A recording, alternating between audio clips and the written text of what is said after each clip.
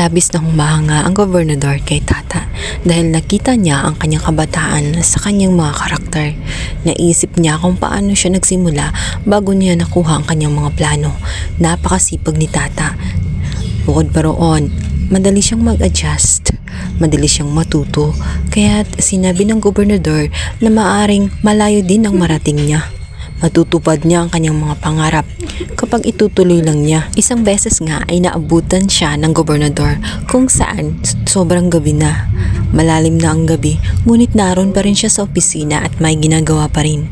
Sinabi niya na bakit ka pa hindi umuwi, anong oras na? Isa pa, hindi ka ba magse-celebrate ng Father's Day?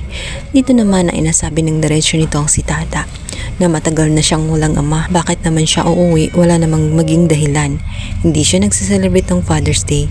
Tinanggap na niya sa kanyang sarili na kaya naman nakaramdam ng inggit itong si Tata. Sinabihan niya ang gobernador na maaaring napakaswerte umano ng kanyang anak dahil sa napakabait niyang tatay, masipag.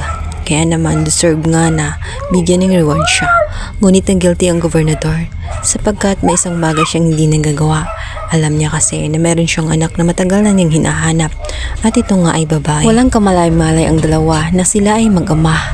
Agad naman sinabi nitong si Tata nang sa ganun makalma ang gobernador na maaring ang kanyang hinahanap-hanap na anak ay nariyan lang sa tabi at umaasa din siya na balang araw matatagpuan din niya ang kanyang long lost daughter. Patuloy ang pagiging insecure nga nitong si Venus kay Tata.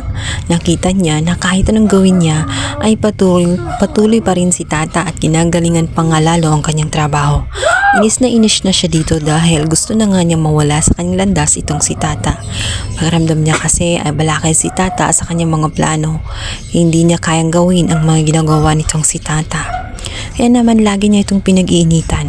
Gagawin niya ang lahat, mahirapan lamang itong si Tata at sumuko sa kanyang trabaho. Ngunit hindi ganun kadali pasukuin itong si Tata sapagkat masipag siya at sanay din siya na mahirapan. Totoo ay nahihirapan na nga ng gusto itong si Tata. May mga time na iniiyak na lamang niya ang mga sandali. Hanggang sa isang beses nga nagtapon siya ng basura at nang makita niya ang papel sa basurahan kung saan gusot-gusot na nga ito at nakita niya ang total ng billing kung saan ito ay sobrang napakataas ng singil ng mga rekado. Karamdam niya ay may mali. May gumagawang anomalya ito nga si Venus. Kaya pala, yun pala ang tinatrabaho ni Venus at ng kanyang assistant. Nag-aakala ang dalawa na hindi malalaman ng lahat.